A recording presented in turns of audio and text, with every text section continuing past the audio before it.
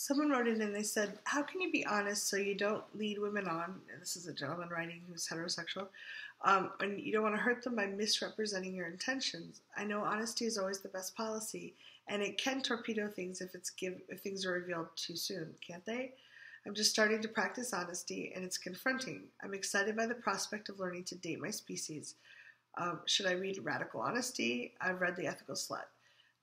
Really love your work. So this is someone who wrote into you. Oh, okay. Well, hey, thanks for writing in. We love that. Yeah, this is Reid from readaboutsex.com. Cathy from intimacydojo.com. So how much honesty, how fast? Well, Brad Blanton, if you're watching, Brad, hey, we're waving at you. Great book. Radical Honesty. You can use honesty as a means of like freaking people out and bludgeoning people. Now, for me, if you use it on me, I think that's fun. It's almost like honesty-wise, I'm kinky, and I want you to spank me harder. But a lot of people aren't used to unbridled honesty. So what I think you do is you let people know that for you, you're geeking out on practicing being more honest. And what would that, like, would they like to play that game with you? Like, invite them to play with honesty with you, and then have a conversation about like what would feel good. When's too much honesty too much, and too little, and dork out on the conversation about having conversations that include a lot of honesty. That way you kind of use the context and the thing that you're a little bit unsure of as a means of creating relatedness. When you have context and relatedness mixed with transparency, and you do it slowly enough, and now I have an image of anal sex in my head. You don't want to go too fast, because people tense up. Yeah. So, like, using this conversation, this analogy is a great analogy, but now you're all thinking about butt sex. You use the conversation to build relatedness, which is kind of the lubrication. Mm-hmm. The context is, this is what we're going to try. This is what's happening. And then your honesty is the reassurance that what we talked about is happening. Mm-hmm. And then you just go slowly and develop the ear to be able to listen to people and how they're doing, and build in that you guys can have check-ins, and maybe honesty safe words. Mm-hmm. And then you're using the dynamic that could be too much for people as a means of connecting.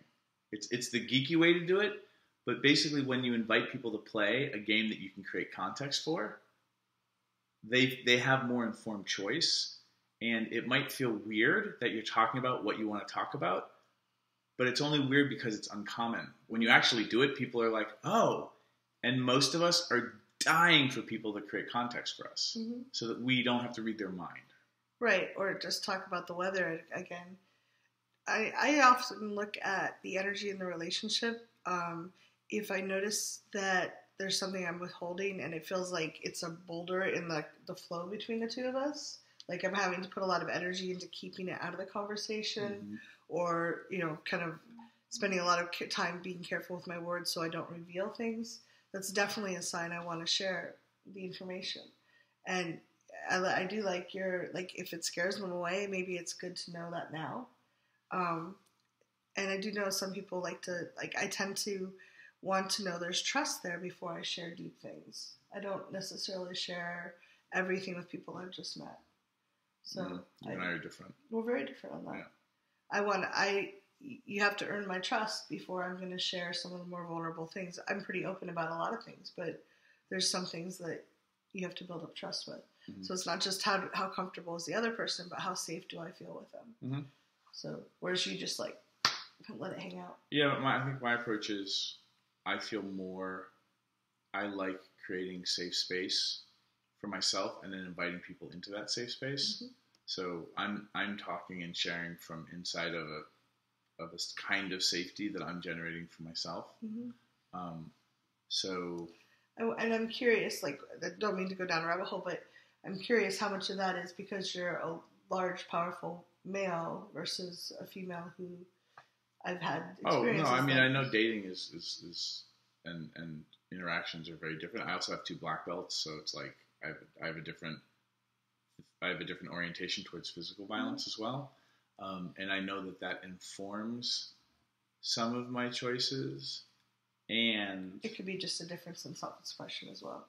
Yeah, I mean, so there's the privilege that I have being a big white guy with black belts, and there's the prep work that I'm doing ahead of time to create the safe space for myself anyway.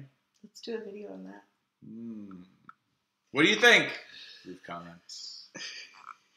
Thanks for tuning in, Sex Geek. If you would like to continue with the brain sex, do me a favor and click subscribe right here. If you'd like to watch me on social media, that's where you're going to go. Next video, maybe? And if you really would like your own Sex Geek t-shirt, please click right here, right now. Boop.